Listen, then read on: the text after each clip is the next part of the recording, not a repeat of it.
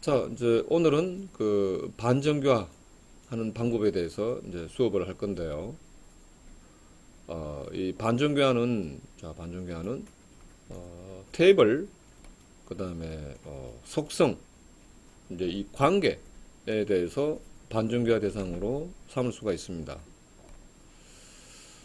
먼저 그 이 테이블에 대해서 이제 반정교화하는 방법으로 테이블을 그러니까 정교화를 시켜서 이렇게 테이블을 이렇게 잘 모델링 해놨는데 이 그 엔티티 타입들을 별도로 이렇게 나눠 놓은 엔티티 타입을 이렇게 서로 합한다든지 또는 그 하나의 엔티티 타입으로 우리가 이제 설계했는데 얘를 특정 목적으로 이렇게 다시 또 분할한다든지 또는 새로운 테이블을 추가를 한다든지 자 이런 것들이 이제 테이블에 대한 반정교화 방법이고 자 이거는 이제 오로지 반중요하는 이유는 성능.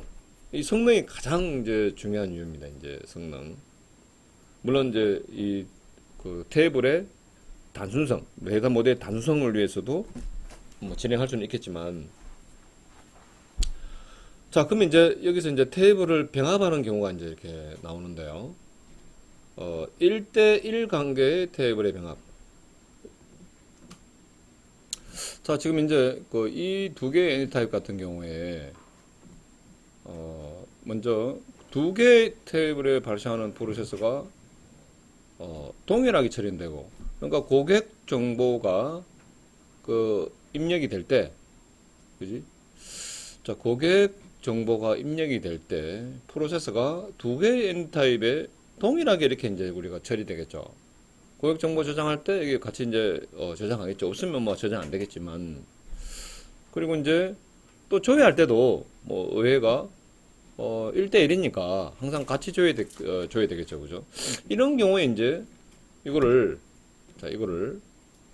우리가 하나의 엔티티 타입으로 우리가 이제 설계할 수 있겠다. 그래서 이제 여기 보시면 이제 요걸 위로 올리면 일단 자, 이렇게 이제 그러면은 이거를 하나의 엔티 타입으로 해서 이제 인서트할 때 하나의 테이블에 그냥 빵 넣으면 되겠죠.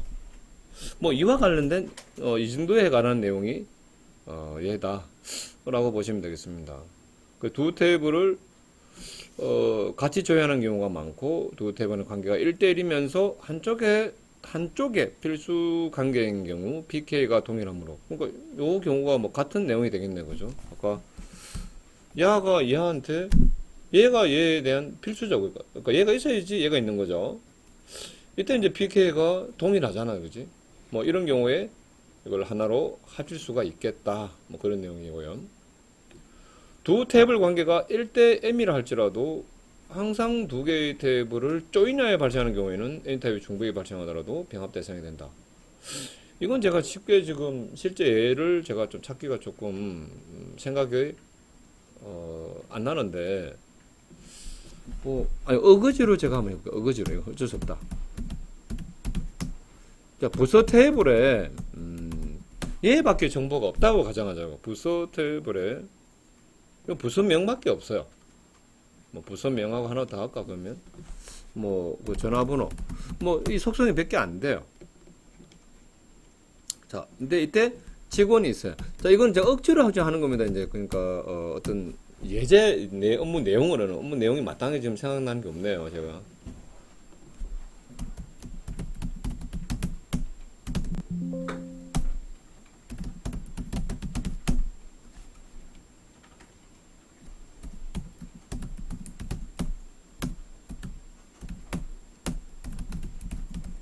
자, 이렇게 이제 해서 있다고 하자고. 이걸 이제 1대 다로 이제 할 거 아닙니까? 그럼 직원 입장에서는 부서명을 알고 싶으면 맨날 조인해야 되죠. 맨날 조인해야 된다. 물론 이 경우는 사실은 부서 직원 나누는 게 맞아요. 근데 이제 지금 요 예제에 해당하는 갑자기 이제 구체적인 업무가 떠오르지가 않아요. 그냥. 그런데 아무튼 1대 다로 했는데 이건 맨날 조인을 해야 돼. 이제 이 정보가 부서명이 여기 있으니까. 자, 이런 경우에 자, 이런 경우에, 이걸, 그러면 이제, 하나의 엔티티 타입을 해버리면은, 자, 이거는 내려야 되겠다. 내려서, 자, 그럼 이렇게 해버리면, 자, 이제, 한 부서에 여러 직원이 있잖아요. 그러면은, 부서 아이디 부서면 얘는, 같은, 이제 10번 부서에 100명 있다 그러면 얘는 100번 계속 반복이 되겠죠. 그러니까 부서명, 부서 전화번호, 뭐 부서 위치, 뭐 계속. 그래서 얘가 중복이 되더라도, 너무 많은 조인을 피하기 위해서 이게 중복이 계속돼서 나타나더라도 하나의 N타입으로 통합시킨 경우입니다.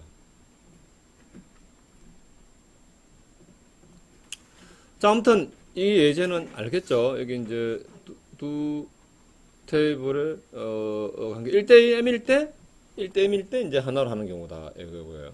서브 타입으로 이렇게 연결되는 그런 설계에 있는 테이블들은 무조건 이건 이제 병합을 할 수가 있죠. 자, 그런 내용입니다. 테이블 이거는 이제 잘 논리적 데이터 모델링을 정규화 바꾸는 대로 데이터의 안정성이나 정합성에 맞게 잘 분리시켜 놨는데 우리가 이제 이거를 병합을 하는 것을 얘기했지 않습니까? 병합을 하게 되면 왜 안정성과 정합성, 무게성이 깨질 수 있냐면 왜 그러냐면요. 지금 얘의 경우에 봐봐. 같은 부서가 직원이 100명이라면 얘가 100번 반복되잖아. 그럼 직원 정보를 내가 수정을 하다 보면 갑자기 10번 부서에 10번 아이디의 부서명이 있고 전화번호가 111이었는데 자, 100명의 직원이 있는데 그지? 특정 또 다른 직원을 정보를 수정하면서 이 10번 부서에 전화번호가 2로 바뀌었어. 그럼 걔만 바꿔보면 어떻게 됩니까? 걔만 딱 바꿔보면 그러니까 직원한테 같은 부서에 100명이 있음으로 해서 이게 100번 반복됐지만 같은 부서거든. 근데 100번 반복되는 그 때문에 100명 중에 한 명의 직원에 대해서 이제 이 부서에 있는 전화번호가 그 직원 바꾸면서 부서 번호가 전화번호 바뀌었다는 얘기를 듣고 바꿔있다. 그러면 도대체 어느 부서 전화번호가 정확한 건지 알 수가 없죠. 이게 이제 정합성이에요. 정합성. 이런 것들이 깨질 수 있다 이 말입니다. 이제 이것도 무결성도 깨졌다는 게 무슨 말이냐면 무결하다는 거는 데이터베이스 모델이 데이터베이스 탭을 안에 있는 내용이 실수에게 똑같아야 돼. 이게 깨지면 결함이 생기는 거예요. 이제 어쨌든 정합성이 깨지면 무결성도 깨지고 뭐 그런 겁니다. 자, 이렇게 병합했을 때 이렇게 이건 성능을 고려해서 조인을 그냥 없애기자는 거죠. 물론 이렇게 할 수도 있어요. 근데 언제 한다? 아까 1에 있던 속성이 작을 때, 속성이 너무 많으면 이 부서 관련 정보가 뭐 한 칼럼이 10개다. 너무 많이 반복되겠죠. 자, 이제 이런 거를 따져서 우리가 이렇게 반전개를 해야 된다 이 말입니다. 자, 이번엔 테이블을 오히려 이제는 합치는 게 아니고 데이터 모델링 통해서 쫙 테이블을 설계해 놨는데 이걸 이제 합친다는 개념을 지금 설명한 거고요. 이번에는 그 분할하는 경우. 자, 분할은 또 어떻게 하느냐. 여기 보세요. 예제 바로 보는 게 쉬워요. 이게 이거 막 읽으면 해골 아파. 이게 지금. 자, 이게 수납입니다. 수납 테이블입니다. 수납 테이블인데 이게 이제 프로세서가 이게 이제 이 칼럼에 달리 접근해요. 여기 보시면 이걸 이제 나누는 케이스입니다. 수납을 할 때 여기 있는 요 수납 일자, 납부 방법 뭐 여기까지 정보만 인서트 돼요. 수납할 때. 근데 이게 나누기 전에 수납 애니 타입에 있는 자 수납하고 나면 그다음에 이제 다시 그 다음 프로세서가 뭐냐면은 수납 확인 일자, 확인 담당자 뭐 이런 것들이 이제 또 이후에 이제 프로세서로 또 들어갑니다. 그러면 동일한 애니 타입이지만 이게 이제 이 칼럼이 뭐 한 20개인데 한 15개는 수납할 때 5개는 이제 수납 확인할 때 이렇게 프로세스가 달라요. 다르게 되고 또 이제 여기에 접근하는 그러니까 이 수납 탭을 있으면 수납할 때 그 들어간 정보하고 수납 확인을 들어간 정보 이걸 별도의 프로세서로 이렇게 이제 다르게 이렇게 이제 접근한다 이거지. 이런 것들은 이렇게 그리고 수납과 수납 확인을 동시에 뭐 이렇게 같이 이렇게 조회하지는 잘 않더라 이거지. 항상 이제 조회할 때 같이 조회하게 되면은요, 나눠버리면 또 어떻게 됩니까? 조회 속도를 높여야 되거든. 조회 속도를. 아까 말했지만, 자, 인서트 할 때 수납이죠. 들어가고, 그 다음에 수납 확인할 때 나머지 칼럼이 업데이트 된다. 이 목적만 가지고는, 나누면 안 돼. 그러니까 성능은 결국 조회할 때 속도거든요. 조회할 때 속도. 근데 이제, 이거 조회는 항상 같이 하더라 이거야. 항상 같이. 항상 같이 하면 오히려 이렇게 나눴어도, 아까 위에 병합하는 거 했었죠. 1대1 관계 여기서 보면 자 여기 두 번째 두 테이블 관계가 두 테이블을 같이 조회하는 경우가 많고 1대1이고 한쪽의 필수가 필수 관계인 경우에 각각이 대등한 게 아니고 각각이 대등한 게 아니라 한쪽의 필수 관계인 경우 PK가 동일함으로 테이블을 변환할 수 있다. 이 원리에 의해서 합병해야 되는 것이지 나누면 안 된다는 것이지. 이렇게 나눈다는 건 뭐다? 따로 조회하는 경우니까. 아셨죠? 자, 그렇고요. 심지어는 인서트는 한 방이 돼. 인서트 한 방이 되고, 그러니까 어떤 테이블이 있으면 이 칼럼 20개면 처음에 등록할 때 확 다 들어가. 얘는 이제 다 들어가고 수납할 때 들어가고 확인할 때 업데이트 되고 이게 아니라 그냥 한 방에 팍 다 들어가도 조회하는 업무 자체가 따로 이렇게 좀 달라요. 이게 달라. 그렇다면은 이게, 그러니까, 한 방에 확 다 조회하는 것이 아니라, 이 모든 칼럼을, 칼럼의 범위가 틀리다면, 그때는 이제, 틀린 범위의 칼럼대로 이렇게 딱 분리시켜서 저장하는 게 좋습니다. 인쇄할 때는 별로 속도가 안 느리거든. 이거 한 방에, 하나의 테이블에 한 방에 인쇄하는 거나, 두 개의 테이블에 따로 되어 있는데, 각각 인쇄하는 거나, 인쇄는 속도가 그렇게 별 영향을 받지 않아요. 조회가 이제 우리가 항상 영향을 받지. 자, 이렇게 해서 이제 하나의 테이블을 두 개의 엔티 타입으로 이렇게 나누는 케이스를 설명했는데, 이게 뭡니까? 이게 이제 수직적 분할이다. 그러면, 수직적 분할이다. 이걸 헷갈려 하니까 내가 돌겠어. 테이블의 수직적 분할이다. 라고 한다면, 이렇게 나와 있으면은 칼로, 이렇게 탁 해가지고 탁 두 개의 테이블을 하겠다 이거죠. 가로로 탁 자르는 게 아니죠. 지금 가로로 자르는 게 아니죠. 세로로 자르자는 거지. 이걸 수직적 분할이다 라고 했고, 툴에도 나온다 이 말이에요. 여기 너 클릭하면 봐봐. 요거 있죠. 요거 요게 수직으로 팍 자르는 거죠. 요거 맞지? 요거는 이제 자르면은 어디서 어디까지 잘라야 되는가 이렇게 나온다 이거지. 이렇게 이제 직원 1, 2 해서 뭐 이렇게 잘라야 될 거 이렇게 보내주고 잘랐다 이거지. 그러면 이제 여기는 이제 직원 아이디는 없죠. 당연히 직원 아이디는 그냥 같이 가져가는 거니까 이런 식으로 이렇게 나눈다 이거지. 자, 수직적 분할 이게 다 이제 모델링에 대한 내용을 알아야 이제 이 툴을 잘 쓸 수 있죠. 요거는 이제 소프 타입, 서브 타입 관련된 내용이었고, 요거는 수직으로 자른 거고, 요거는 가로로 자른 거고, 요거는 병합, 요거는 병합할 때 쓰는 거죠. 병합할 때, 요거는 위로 병합, 요거는 이에 있는 내용을 밑으로 병합.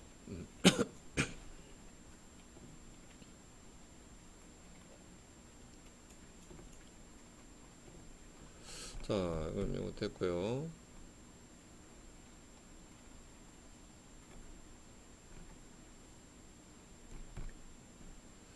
자, 그 다음에, 이제, 이 조사 테이블을 보니까, 데이터 타입이 비랍이라는 게 있어요. 이게 이제, 테이블에 칼럼에다가 이미지를 저장할 수도 있어요. insert into 조사 밸류 재가지고, 이미지 저장. 이건 안 돼. 밸류 값에다가 내 이미지를 어떻게 넣을 거야? 이제, 이 조사 테이블에 내가 insert 할 때는요, 여기 요 칼럼은요 데이터베이스 테이블의 어떤 블락에 조사 장소 사진이라는 이제 이걸 만약 저장한다면 그 테이블 스페이스는 여기 이제 특정 블락에 대해서 요거 이제 참조 값을 받습니다. 이제 그래서 우리가 이제 아웃스트림으로 우리가 잡아라면 이거 이제 프레임적으로 여기다가 이제 이렇게 출력 스트림 해가지고 이렇게 이 이미지를 내가 저장할 수가 있어요. 그렇게 저장할 수 해야 되거든. 프레임적으로. 하여튼 별로 어렵지 않아요. 그러면 이게 이제 이 조사 테이블에 있는 나머지 컬럼하고 이 조사상 사진하고는 데이터 타입이 현저히 차이 나죠. 그리고 여기다가 이미지가 저장되거든. 그럼 이는 비랍 타입이나 비랍만 그런 게 아닙니다. 그 로 타입도 있어요. 이제 로 타입들. 또는 C랍 타입을 그 대용량의 이제 있던 그 텍스트 파일을 저장한다든지 이럴 때는 이제 이 테이블에 대한 백업 전략이 달라지거든요. 그래서 이런 경우에는 테이블을 수직 분리시켜서 이렇게 별도의 이렇게 엔드 타입으로 설계한다에 관한 내용이었습니다. 이런 것들은 자 이번에는 테이블의 수평적 분할 그러니까 여기 지금 이제 데이터가 있다 이거야. 그럼 여기 있으면은 이 직원이 10,000명인데 10번 부서에 1,000명, 20번 부서에 1,000명, 30번 부서에 1,000명 있다. 뭐 이를테면 자 그렇다면 그죠? 어떤 특정한 칼럼 값, 그러니까 부서 번호라 그럴까요?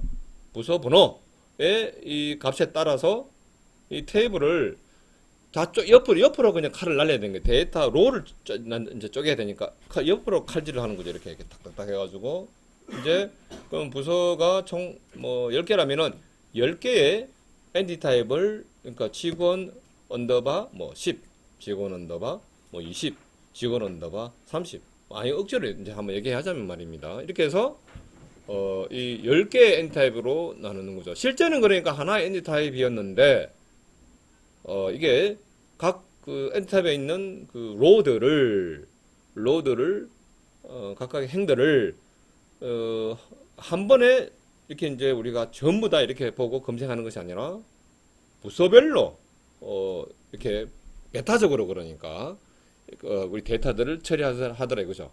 이럴 때 이제 엔티티 타입들을 그 어떤 칼럼의 값에 따라서 이렇게 어떤 기준 값에 따라서 분리시킬 수 있다 이거죠 이제.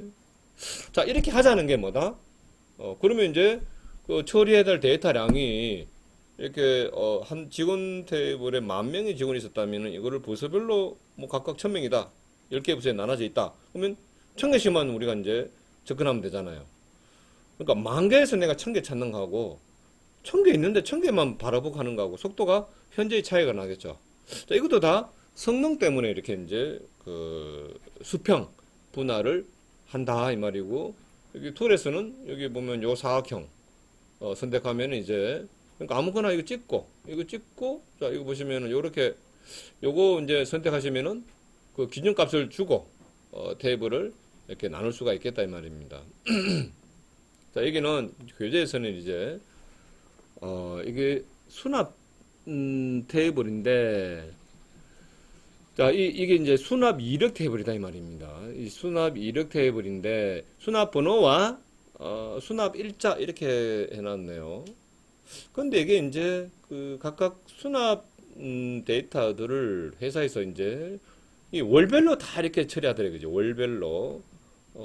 그래서 작년 거나 올해 거나 재작년 거나 다 1월이면 1월 월별로 해가지고 오는 게 뭔가 이렇게 데이터를 이제 처리하는데 이런 경우에 뭐 월별로 200만 건이 됐다고 말하는데 이 하나의 탭을 했다고 하는 거면 2,400만 개의 그 데이터를 바라보고 처리해야 될 건데 이렇게 수평 분할을 하면 우리가 이제 좀 더 그 성능이 좋아진다 뭐 그런 내용이었습니다. 자 이번에는 그 논리적 데이터 모델링을 다 끝마쳤습니다. 정규화 다 시키는데 충분히 데이터의 중복성도 다 제거하고 정합성도 맞게 이렇게 했는데 이제 어찌 보면 이제 쓸데없는 테이블이라고 할 수도 있는 테이블들을 추가시킨다. 이것도 이제 뭡니까? 그 반정교화 되거죠 이제. 자, 이 반정교화 어떤 테이블들을 우리가 반정교화라 그러냐? 통계 테이블을 대표적으로 말할 수 있다 이거죠. 통계 테이블은 어차피 원본 테이블에서 충분히 우리가 계산해서 셀렉트해서 우리가 이제 구할 수 있는 행들이다 이 말입니다. 근데 이걸 우리가 이제 구해서 미리 이제 저장을 딱 시켜주는 거죠. 이제 통계 탭에다가. 그리고 이제 필요하면은 여기 있는 뭐 이렇게 계산하는 것이 아니라 통계 탭을 해서 바로 읽으면 당연히 이제 속도는 더 빠르겠죠. 근데 보통 통계 탭들은 원본 탭에 있는 이 데이터들에 대해서 우리가 이제 셀렉트하고 집계 내고 하다 보면 하면은 사실 이게 이제 데이터량이 많다면은 그냥 줘야 하는데 몇 시간씩, 한 시간씩 뭐 이렇게 걸릴 수도 있다 이 말입니다. 또 이걸 이제 통계 탭에다가 이렇게 저장하는 이 작업도 사실은 일과 시간에 활발하게 트랜지션이 굉장히 많이 온라인상에서 이제 OLTP 환경이죠. 그러니까 얘가 OLTP 환경이다. 온라인, OL은 온라인 트랜지션 프로세싱. 그래서 OLTP 환경은 그러니까 인터넷상에서 누구든지 막 이렇게 이제 내가 이 테이블에 접근할 수 있다는 거죠. 그러니까 화면에서 내가 작업하면 기본적으로 이 테이블에 있는 내용을 쓰는 거잖아요. 그죠? 데이터들을. 자, 이럴 때 이제 우리 일과 시간 말고 뭐 야간에 일종의 이제 어떤 배치성 우리가 스케줄러를 통해서 이렇게 배치 작업을 한다 이거죠. 배치 작업이라는 것은 뭐 통계 작업도 이제 한 개 아니라 여러 개가 있을 수 있겠죠. 이걸 스케줄링해서 뭐 야간에 밤에 남아가지고 내가 직접 하는 것보다 스케줄 잡이라고 그래요. 이제 오라클에서는 잡을 등록해서 이제 배치 작업을 통해서 일괄로 배치라는 게 일괄로 여기 이제 통계성 테이블에다가 이제 데이터를 집어넣는 거죠. 이때는 이제 트랜지션이 거의 잘 많이 없을 테니까. 자, 그러면 이제 통계 테이블에 대해서 근데 이제 이게 또 정합성의 문제가 발생할 수 있다는 거는 원본 테이블의 내용을 가지고 집계를 해서 통계에 저장을 해놨으니까 그럼 원본 테이블은 때로는 삭제도 되고 때로는 막 수많은 데이터들이 막 돌아다 보면은 이전 데이터 가지고 집계한 통계 정보가 여기에 이제 뭔가 데이터가 많이 들어오면은 달라질 수 있겠죠, 그죠? 이걸 맞춰야 되겠지 또. 이게 이제 정합성. 이게 안 맞다 이제 그 말입니다, 이제. 그래서 보통 이제 이런 통계 탭에 대해서 뭔가 작업하는 거는 특히 이제 데이터 웨어하우징 시스템 이런 데서는 반드시 이제 이 통계 탭을 넣어야 되겠죠. 왜 그러냐면 데이터 웨어하우징에 있는 시스템에 있는 데이터들은 인서트는 업데이트는 딜리트는 없죠. 그 창고에다 갖다 넣어놓은 데이터들이니까 거의 100% 조회밖에 없는 것이죠. 그리고 정합성의 문제가 발생할 리가 없어요. 전혀 없어요. 그러니까 오로지 이제 성능, 속도 이게 중요한 거기 때문에 이런 통계 탭을 만들어서 이렇게 하는 거는 뭐 굉장히 유익한 작업이 되겠죠. 이런 것들은 자 그럼 이제 그 칼럼 반정교화 기법이다. 이제 중복 칼럼. 자 이게 한번 또 볼까요? 이거 한번 보자고. 이것도 이제 그래서 여러분들이 꼭 지금 제 수업을 안 들어도 이것도 제가 수업 시간에 또 했던 내용이었습니다. 여기 한번 또 생각해 볼까요? 고객이 있는데 자, 뭐 이거 이제 책에 있는 내용이지만 고객이 있는데 야가 주문을 합니다. 들어보시면 제가 옛날에 얘기했다는 거 아실 거예요. 주문 아이디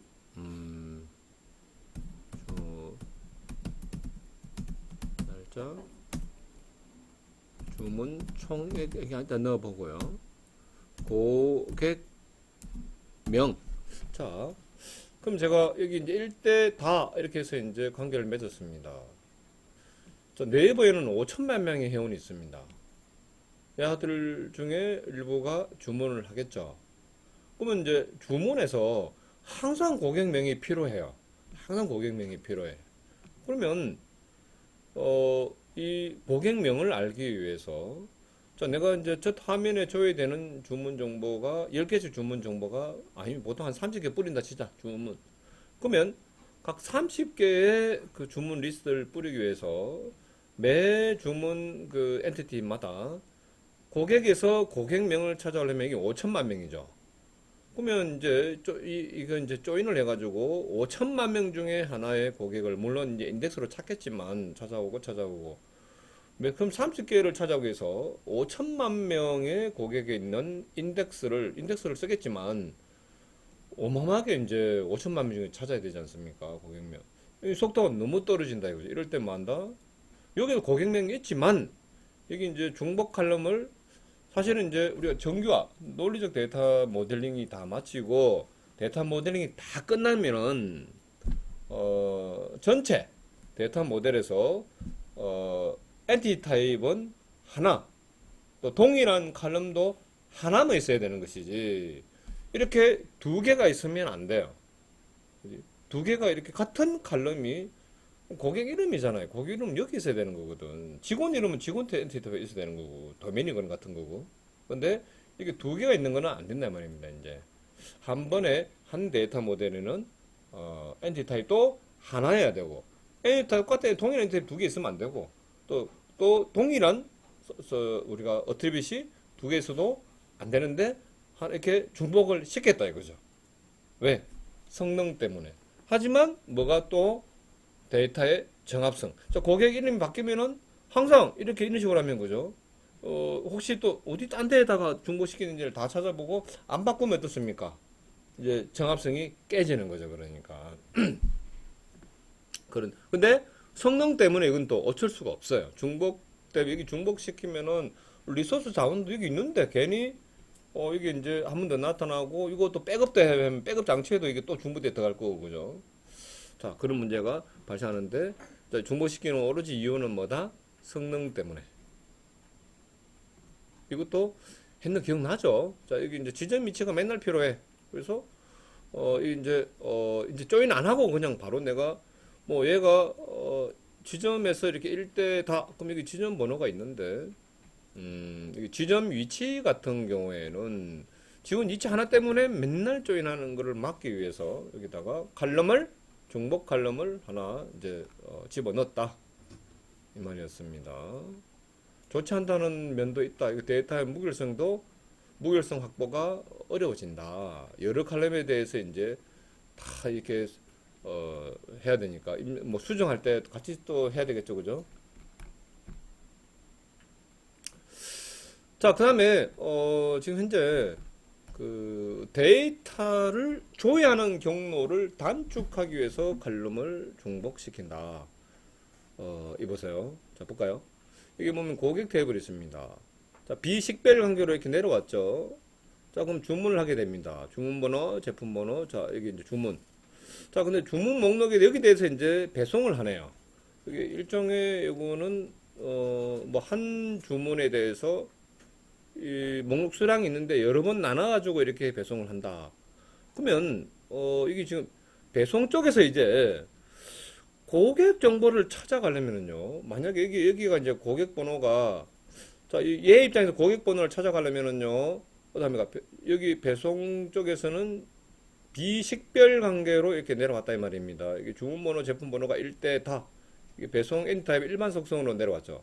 그럼 여기서 이제 고객 정보를 찾아가려면 배송 쪽에서는 주문번호, 제품번호를 이용해가지고 얘를 찾아가야 되고 여기 고객번호 없죠? 또 주문번호를 이용해가지고 주문 찾아가면 고객번호 가지고 갈 수 있어요. 그래서 얘가 고객을 찾아가려면 조인을 몇 번 해야 됩니까? 한 번, 두 번, 세 번 해야 여기까지 찾아갈 수 있단 말이야. 왜? 비식별 관계로 했기 때문에. 만약에 자 그래서 이제 여기다가 뭘 하나 추가를 시켰다? 이게 고객 번호라는 칼럼을 여기다가 하나 이렇게 이제 집어 넣었다 이 말입니다. 지금 이제 테이블을 조회하는 경로를 단축시키기 위해서 칼럼을 중복시켰다 이제 이 말이죠.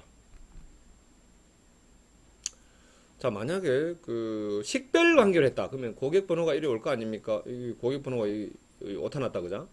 고객 번호가 자, 식별 관계면은 고객과 주문이 식별 관계라는 얘기는 고객에 있는 프라이머리 키가 주문 엔타입의 프라임 키 일부로 들어가는 것을 식별 관계라고 그러죠.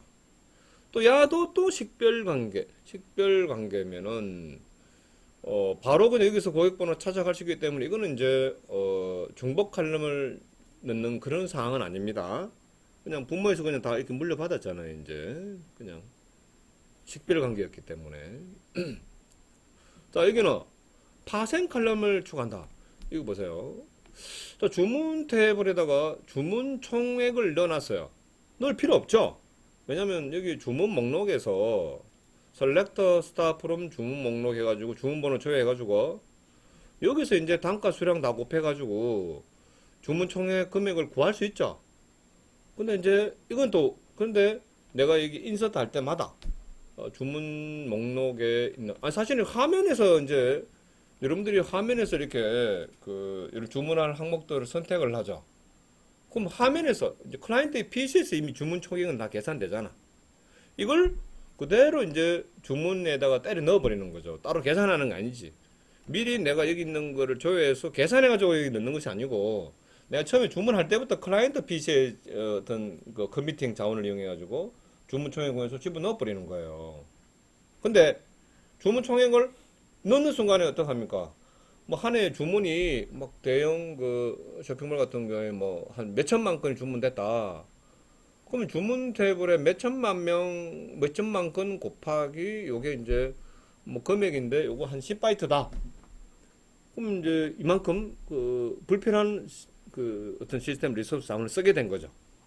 하지만 조회 속도를 높이기 위해서 이렇게 넣는 것도 한다 이거지. 이게 뭐다? 이것도 반정교화라 이거죠. 이제 파생 칼럼을 하나 집어넣는 것도 계산해서는 얼마인지 구할 수 있는데 이제 넣었으니까 중복됐으니까 중복된 게 아니라 뭐예요? 계산해서 구할 수 있기 때문에 그지. 이것도 반정교화다. 뭐 이렇게 구할 수 있다 이거죠. 이래 안 하면은 뭡니까? 뭐 서버 쿼리 넣고 복잡하게 해서 계산해가지고 가져와야 되겠죠. 근데 문제점은 뭡니까? 만약에 이제 이렇게 해놓고 이제 주문 정보를 수정하는 거예요. 그 주문 그것도 되돌아 보니까 내가 주문했는데 아예 주문 취소하고 새로 주문해야 되게 하기도 하지만 주문 목록에 있는 일부를 내가 변경하겠다. 이거 빼잖아. 빼도록 하는 또 쇼핑몰도 있더만요. 그게 어딘지 내 기억이 안 나는데. 그럼 얘에 대해서 이제 주문 건수를 추가를 한다든지 뺐다 이거지. 빼면은 주문 탭을 있는 주문 총 금액도 같이 수정이 들어가야 되겠죠. 왜냐면 여기 있는 거 이제 주문 전체 이제 그 금액이 얘니까 여기서 이거를 일정한 뭐를 뺀다든지 추가를 하면 주문 총액은 달라질 거니까 이렇게 이것도 마찬가지로 뭡니까? 잘하면 무일성이 깨지는 거죠.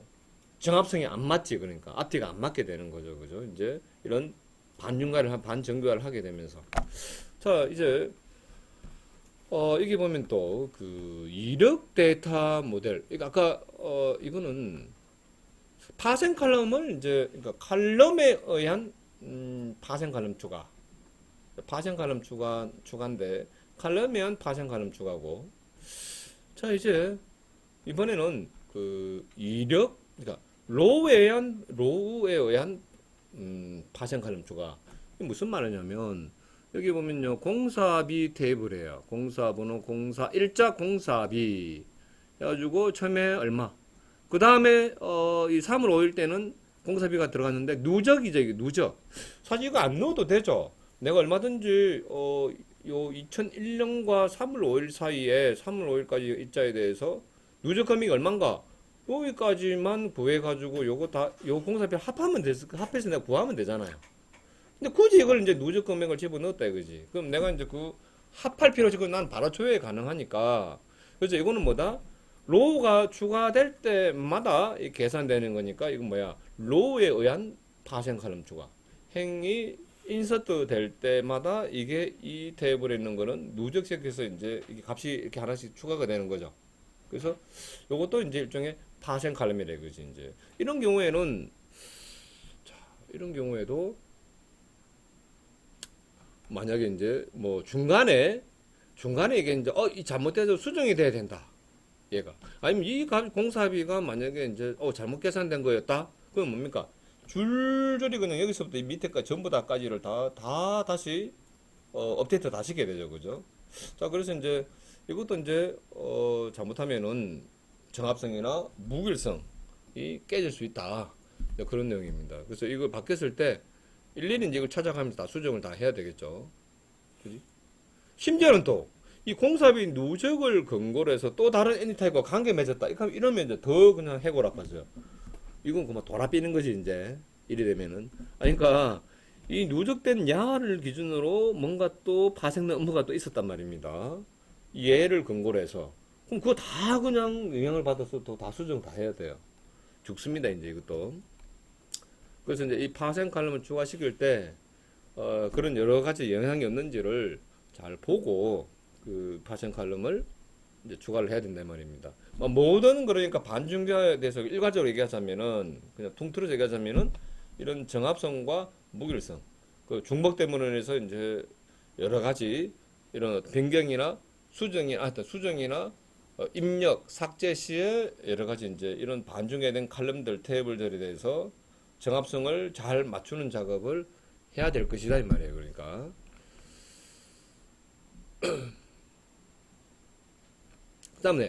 그 다음에 이제 이 주문 목록이 있는데 하나의 그 여기 이제 주문 목록에 대해서 이력 요거는 이제 요 변경 일자. 그러니까 특정 주문의 어떤 제품에 대해서 이제 주문 목록이 있는데 여기에 대해서 여러 가지 이제 어떤 변경 이력을 관리하는 것 같아요.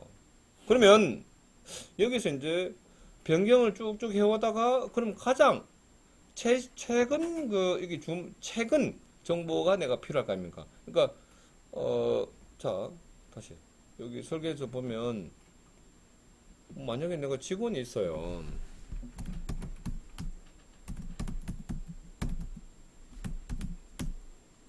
부서 직원 이름, 이름, 주소 있다. 자, 이 직원의 그 현재 자 이거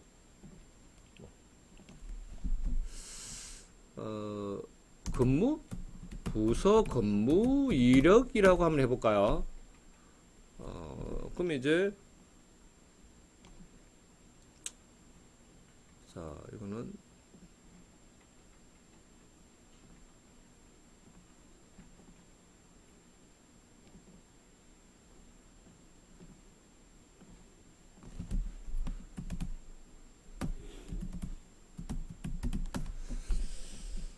자, 한 직원은 여러 부서에 근무할 수 있다. 이력으로 가자면은 한 부서에는 여러 직원이 근무한다. 그럼 이제 이거를 자, 이렇게 얘도 이렇게 자 이것만 가지고 될까? 또 이 직원이 돌고 돌아가지고 또 다시 또 동일한 부서에 근무할 수 있다. 이거까지 그 관리하려면 솔직히 이 두 개만 가지고 안 되겠네요. 또 사실은 뭐 뭔가 하나 더 추가를 시켜야 되겠네요. 자 그래서 여기서 이제 여기다가 뭐를 할까? 음,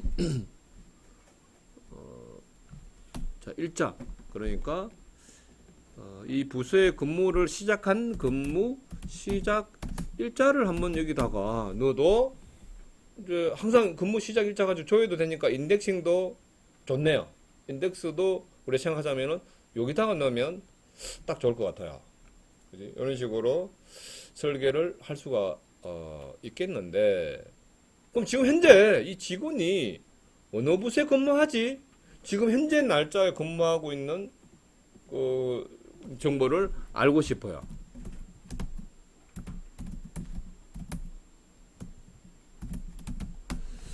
자, 그럴 때, 지금 얘 같은 경우에는 사실은 있잖아요. 근무 종료 일자가 느린 놈하고 구하면은 이 직원의 현재 지금 근무하는 부서가 되긴 되겠어요. 근데 이제, 지금 요 예제 같은 경우에는, 자, 뭐, 변경 일자가 하나만 있어.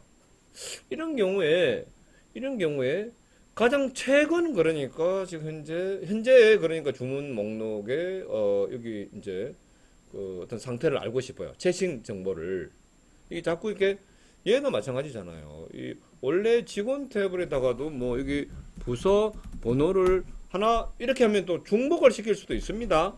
이렇게 하면 뭡니까? 이게 이제 중복 칼럼이 되는 거죠. 이게 이제 중복 칼럼이 되는 거야. 왜?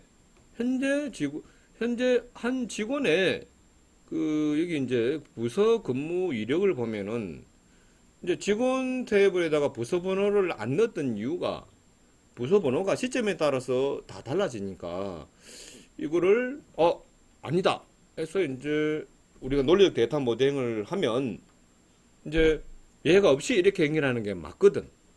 왜? 근무 어느 부서인지는 나오니까. 근데 이제 그럼 얘가 어느 부서였는지를 알기 위해서 맨날 여기를 뒤져야 되잖아.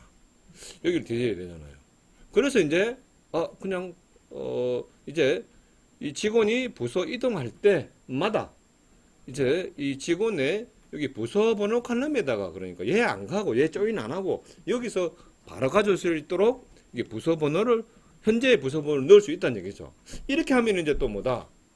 또 이제 업무상 무결성이 깨질 수도 있다 이거지. 왜? 여기 이제 여기 이동했는데 얘를 만약에 수정을 안 해버려요. 그러니까 이거는 개발자가 해야 되는 거죠. 개발자가 애플리케이션 로직에서 이제 이거는 해야 될 일이거든. 얘가 그 근무 부서가 바뀌었는데 이걸 안 바꿔버리는 거죠. 물론 이제 이런 건 있어요. 우리가 이제 여기에 인서트 되면 트리거라는 거 이용해가지고 마치 이건 이벤트죠. 여러분들 이제 프로시저는 다 74호는 했잖아, 그지? 자바의 보이드형의 메서드는 오라클 PLSQL에서는 프로시저. 자바의 리턴 타입 있는 메서드는 프로시저는 펑션. 자바의 이벤트 핸들러 메서드는 뭐라 그러냐면은요. 너무 쉬워 그러니까 이렇게 자바만 다 떼피면 지구상 모든 랭귀지는 쉬워요. 자, PLSQL에서는 이걸 뭐라 그러냐면 트리거라는 게 있어요. 트리거. 그래서 여기서 뭔가 인서트라는 이벤트가 발생하면 여러분들이 프로시저를 짜는 거예요. 도로는 레코더가 딱 도론다 이거지. 그럼 부스 아이디. 그럼 여기 있는 요거를 갖다 프로시저 빵 하고 호출돼가지고 얘를 업데이트 시켜버리면은 자동 이게 정합성이 맞춰지게 짤 수도 있습니다. 근데 또 그렇게는 또 안 짜거든. 왜 그러냐면 우리 개발자 입장에서 봤을 때 저쪽이 데이터 완전 백엔드 더 백엔드에서 더 뒤로 가네. 그지? 화면 백엔드 했는데 백엔드 이 데이터베이스는 또 내가 짜는 것도 아니잖아. 거기 이제 나도 모르는 막 프로시저가 저절로 야를 확 바뀌어 버렸냐. 애플리케이션 개발자들은 뭐야 이거 왜 저절로 바뀌어? 이게 이제 업무 로직이 저쪽으로 뒤쪽으로 완전히 숨어버리면은 당황스러워요. 그래서 이거는 보통 또 트리거를 하면 편하긴 한데 애플리케이션 로직, 그러니까 자바를 그냥 짜는 게 좋아요. 자바를 짜는 게 제일 속 시원해. 어디 있는지 어디서 업무가 이루어지는지 알 수가 있잖아요. 통제가 되잖아요. 통제가. 자바 개발자가 저 뒤에 트리거 프로시저까지 내가 개념을 생각해가지고 업무가 잘 이렇게 인수인계라든지 문서가 잘 돼 있고 하면 괜찮은데 전혀 나도 모르는데 막 저거 마음대로 막 일어나는 프로시저가 막 한 100줄, 200줄, 300줄 해가지고 뭐가 막 자동 다 대폭을 하면은 트리거에서 굉장히 당황스러워요. 자, 아무튼 여기서는 애플리케이션 로직에서 자 이렇게 주면은 직원 테이블에 줘야하면 항상 직원에 있는 부서 번호 이게 최신 상태입니다. 얘를 뺐으면은 자 또 여기서 자 그럼 얘를 또 어떻게 설계할 거냐 이거지. 이럴 때 이제 근무 종료 일자를 보통은 넣을 건데 이게 이제 또 어떤 업무에 따라서는 이제 시작 종료 이게 필요 없는 업무도 있다 이 말입니다. 이런 것들이죠, 이런 거. 뭐 변경 이력을 관리하는데 주문 목록에서 뭔가 어떤 수량이 있다면은 거지. 이 수량이 자꾸 혹시 바뀐 변경 이력을 관리한다면 그러면 현재 가장 최신에 해당하는 날짜에 해당하는 그 수량이 현재 주문한 수량이지 않습니까? 그럼 그걸 내가 찾아야 돼. 그러려면은 이제 이 변경 일자 가지고 이게 몇 번 바뀌다 보면 거죠. 가장 최신 날짜에 있는 변경 수량을 가져오려면은 막 셀렉트, 맥스 변경 일자 가지고 막 해골 앞이게 여기 나오네요. 셀렉트 해가지고 서버 쿼리로 막 맥스 변경 일자 해가지고 그지 이렇게 찾아가지고 자 여기 보시면은 이게 이제 주문 목록 이력에 있는 그 변경 일자가 여기 그 맥스 변경 일자하고 같은 그 주문 목록 이력을 찾아서 다시 이제 주문 목록하고 조인하고 막 이렇게 복잡하게 짜야 되는데 여기 진행 여부에다가 최신 여부라고 해도 되고요. 이걸 하나 이제 만약 칼럼을 추가시켜 버리면은 이제 코드가 매우 간단해진다. 이렇게 보시면 이제 바로 그냥 최신 여부가 Y인 거 이렇게 해서 이제 할 수 있다 이 말입니다. 이제 이렇게 이력 테이블에 대해서 이렇게 최신 여부 칼럼을 이렇게 쭉 뭐 변경 이력이 있는데 자꾸 뭐 뭔가 이렇게 자꾸 변경이 되었어요. 그러면 이제 가장 최신에 이제 그 해당하는 날짜에 있는 변경된 정보가 이게 이제 실제 현재 정보니까 이런 경우에는 이렇게 최신 여부 칼럼을 돌아 이제 그런 내용이었습니다. 반드시 이것도 이제 한번 고려해 보세요. 자, 그리고 저는 거기다 대해서 이제 저희가 여기다 최신 여부를 둘 수도 있는데 여기도 최신 여부를 두는 게 좋아요. 그러니까 여기서도 이제 가장 최신 여부를 한 방에 바로 찾아버리는 거고 그리고 또 이제 지금 테이블에는 하나 더 한 번 더 그러니까 중복 칼럼을 더 추가시켜라 이거지. 이왕이면 여기다가 이제 그래서 정합성은 어떻게 관리해라? 프롬 로직으로 이건 이제 추적할 수 있도록 하는 게 더 가독성도 좋고 제어가 가능하다 개발자가 이 말입니다. 지금 교재에는 트리거로도 살 수 있다라고 돼 있고 또 저와 같은 똑같은 이제 비평적인 얘기를 또 적어놨어요. 저자가 잘 적어놨어요. 자, 이번에는 이것도 이미 했습니다.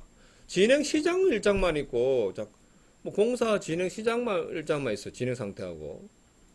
그러면 이제 이제 공사가 뭐 이렇게 이제 흘러가는데 시장 일정만 알아도 그죠?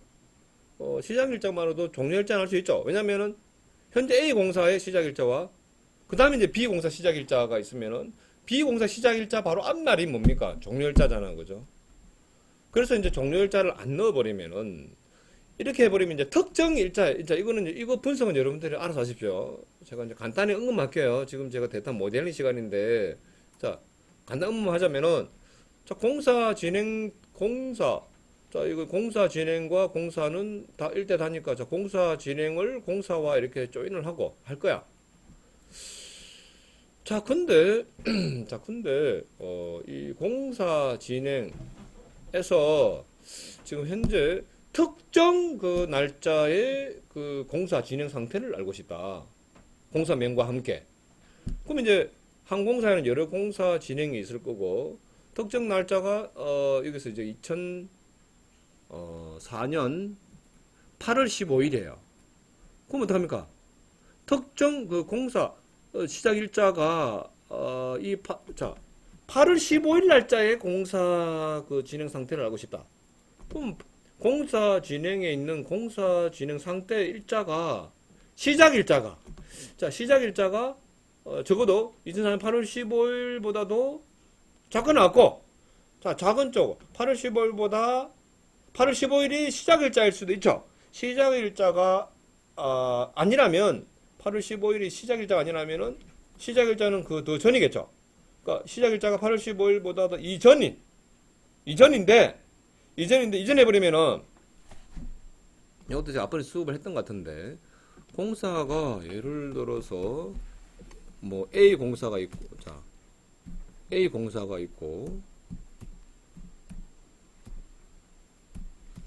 뭐야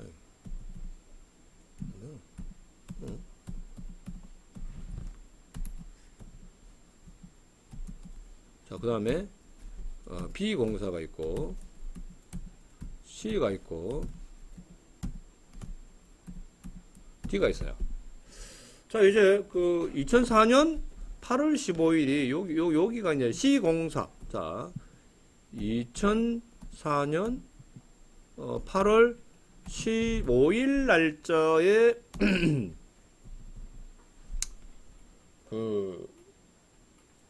자 그러면 이제 C 공사의 시작 일자가 2004년 8월 15일 얘는 이제 D는 공사 시작 일자가요. 2004년 공사 시작 일자가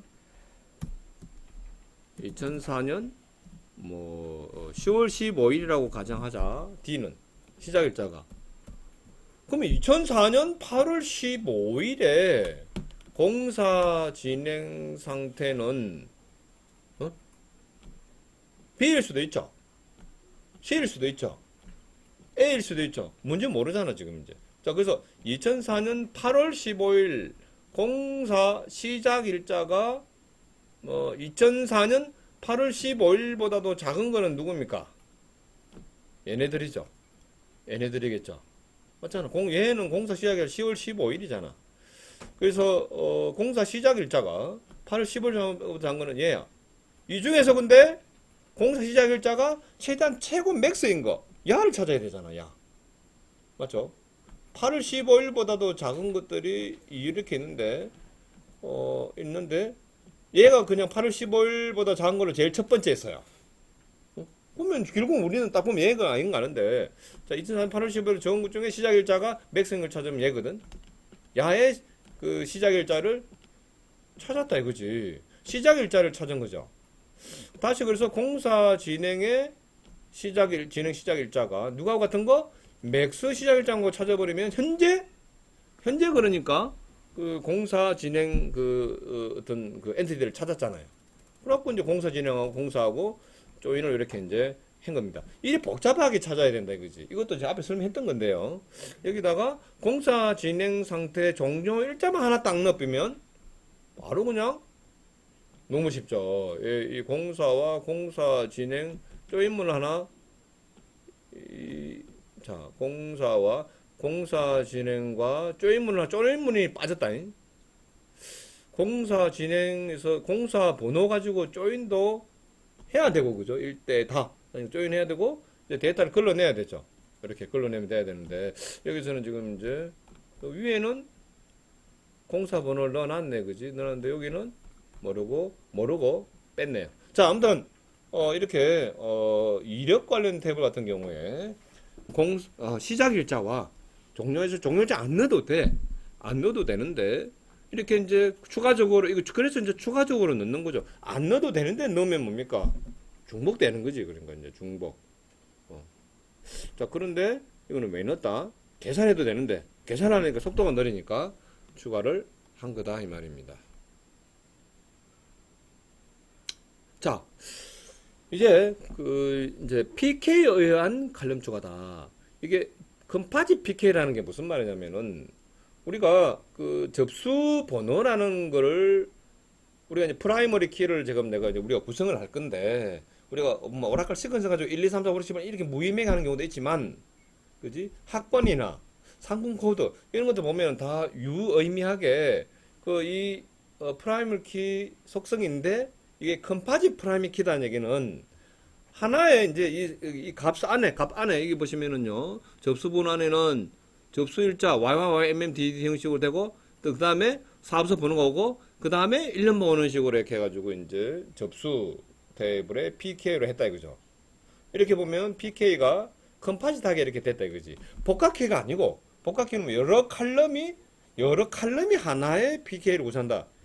이게 이제 컴파짓 프라이머리 키인데 약간 좀 이제 이름이 좀 비슷한데 여기서 복합 PK라고 했는 이 저장해놓은 이거는 무슨 의미냐면 하나의 칼럼인데 PK를 하나의 단위라는 우리가 칼럼을 하는데 그 값이 이렇게 여러 개의 값으로 이렇게 해가지고 했다 이거죠. 이런 경우에는 이런 경우에 만약에 특정 사업소 1001 사업소의 그 모든 접수 수량을 구하겠다 그러면은 어떻게 됩니까 이거? 이게 이제 접수번호 이 접수번호 라는 이 칼럼을 갖다가 이게 이제 아홉 자리 수부 아홉 번째 그러니까 그 문자부터 시작해서 네 개를 잘라라. 잘랐는 게 1001로 같냐? 그런 사업소에 대해서 이러면 어떻게 됩니까? PK에 대해서 이렇게 조작을 하게 되면 제일 큰 문제가 뭐냐면은 인덱스를 못 써요. 인덱스를 못 쓰게 되면은 그건 탭을 다 뒤져야 됩니다. 이건 수천만 건, 수백만 건에 대해서. 그래서 이런 경우에 이미 PK 안에 어떤 사업소 번호라는 이 값이 있어요. 있어도 하나 더 칼럼을 추가를 이 대체 칼럼 하나 더 추가를 하라 이 말입니다. 그래서 사업소 번호를 더 넣어버린다 이거죠. 그래서 이제 어떻게 해요? 얘에 대해서도 이제 별도로 인덱스를 만들 수도 있죠. 인덱스를 얘에 대해서 이제 만들어서 검색을 하면 속도가 좋아질 것이다. 이제 그런 내용입니다.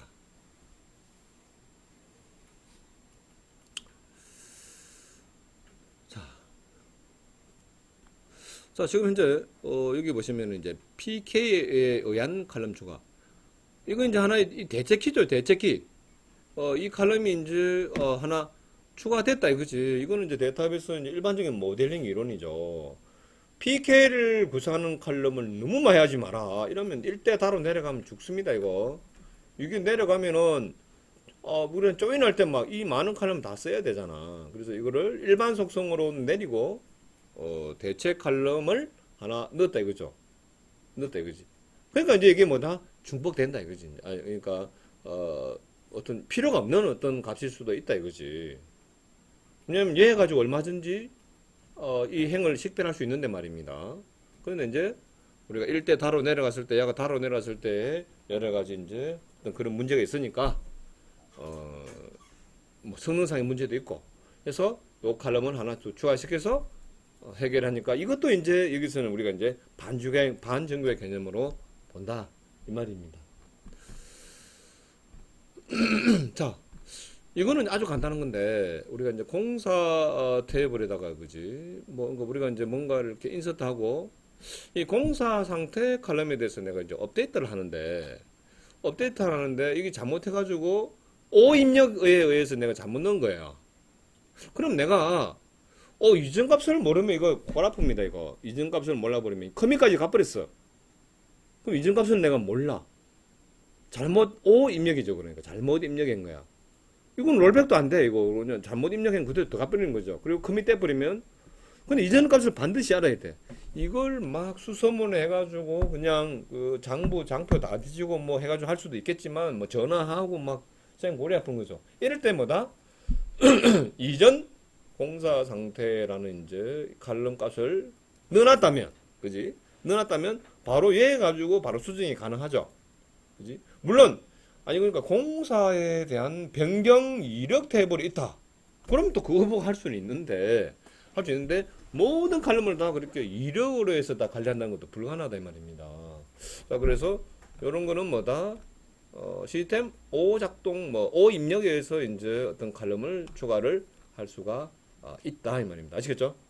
자 이것도 이제 만약에 이제 이거 여러분들이 반전개를 안 배우게 되면 안 배워도 해. 아니 저는 이제 이거를 막 책처럼 자꾸 이론을 중무장시켜 가지고 처음에 저도 막 엄청난 양의 속도로 여러분들 중에 그런 사람이 있을지 모르지만 이제 졸업하고 저는 진짜 한 주에 반드시 책 한 권 그건 못 이뤄내면은 저 진짜 불안하고 힘들었어요. 무조건 한 주에 책 반드시 한 권.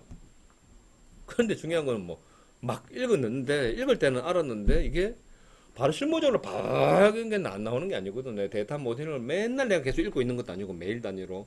그럼 뭐 한 주 전에 몇 년 전에 읽었다. 그걸 기억나가지고 하는 건 아니거든요.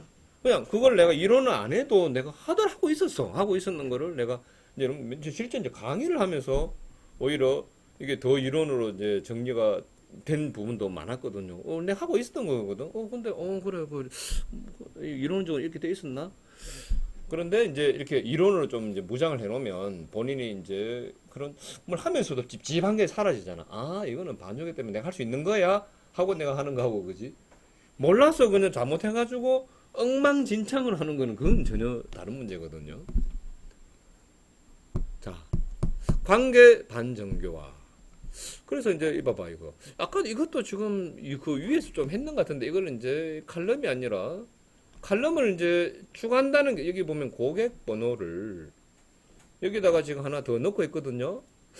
그래서 아까 저 윗단계에서 어딘가 칼럼을 중복된 칼럼을 하나 더 넣는 걸로 아까 저 위에 설명했는 것 같은데 이거는 이제 오히려 이제 관계 반정교화 개념으로 보는 게 그러니까 관계 반정교화를 해가지고 뭐 이해해도 되고 굳이 아니 그러니까 여기 따라가면 이렇게 따라가면요 고객 번호가 배송해서 고객 정보를 알고 싶어.